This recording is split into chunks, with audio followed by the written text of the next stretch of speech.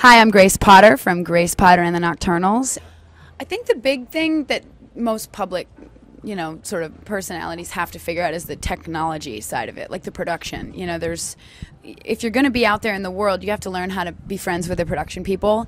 And all the tours I've ever done, I never really realized. I just thought it was like a bunch of musicians. They like fly in and do their thing. But no, there's so many hands and so many people that go into it. So the first thing I learned getting out on the road with like Dave Matthews or even Taj Mahal, Mavis Staples, was that they all have these very important people called tour managers and guitar techs and stage techs. And the production side of it is the thing that I've learned the most from. Because musically, we're all very different musicians, but it's fun.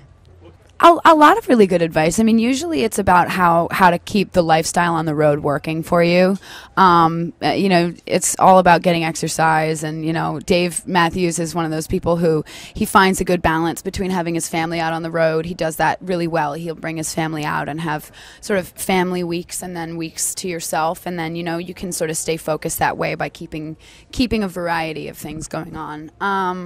And Taj Mahal once told my guitarist, Scott, he said, don't worry if you don't get the crowd every night. If they call, if you got them every night, they'd call it catching. That's why they call it fishing, or something like that. It was just one of those great iconic lines that only Taj Mahal can say correctly with his voice like this. Yeah, you have to win over everybody, especially because our audience is mostly male. Lilith Fair is a very strange step out for us because our fans have always been male, kind of Neil Young, it's always been a bit of a more male-dominant audience. I think live music in general has a more of a male contingency. So, and I don't know why that is, but lately I've seen the ladies and they're responding just like the men are. It's great. I think our producer, Mark Batson, did a really good job of making us comfortable in the studio. Like, every other time we've ever been in the studio, it's always a little tense. It's like brain surgery in there, I always say that the studio is like science and, the live performance is like arts and crafts, and I'm much more comfortable in the field of arts and crafts. So it took a few years for us to get it right as a band and kind of be comfortable in the studio.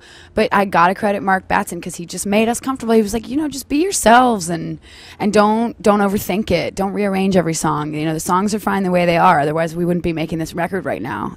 So that was always a good reminder for us. That I'm a total mama. I'm a mom. I'm a mom. I don't know. I never thought I would be. I've always been like a misfit in sort of my place in the world, but I'm such a mom. Like, I don't have any kids. I'm planning on not having any soon, but boy, do I know how to baby the troops. I love to cook and clean and nag and make sure people go to sleep and all those things. I'm a total mom. Completely switching gears from the mom. Yeah, I don't want to be a mom anytime soon, though. Trust me, honey. That's why we're on the Plan B stage. I think fashion has had a bigger presence in my life, especially with this record release, than it ever had before. But I've always been a little bit of a fashion lover. I shop tirelessly, and even if I only have $5, I think that's the challenge, is to sort of get creative with the things that you surround yourself with, in an iconic way. They need to matter. They can't just be stuff, because otherwise the bus just looks like a bad episode of Hoarders, and you don't use any of it. But in this case, with this new record, it's been really great to sort of blend the creative force of the music with a look, and sort of an iconic look that feels like the music. So the gentlemen have started wearing suits, and the ladies have started wearing some more sort of stepped up pizzazzy things. And I did some research into it too, like Sophia Loren and Bianca Jagger at Studio 54 and Billie Holiday. I just sort of wanted to create an iconic look for this record. I never put myself in something that doesn't feel like me. So I'm not Lady Gaga, so I'm never gonna be that, But I do enjoy pushing the boundaries and sort of playing with the comfort zone, especially for our fans, because a lot of fans are pissed that I'm not wearing jeans and cowboy boots anymore. Like, a lot of fans. I twittered something the other day saying, I'm looking for some good shopping in Vancouver. Any suggestions? And all these people tweeted back, put on your jeans and t-shirt again. They don't like that I'm I think a lot of fans are worried that if fashion takes too big of a place, the music will suffer. So I'm out to prove them all wrong.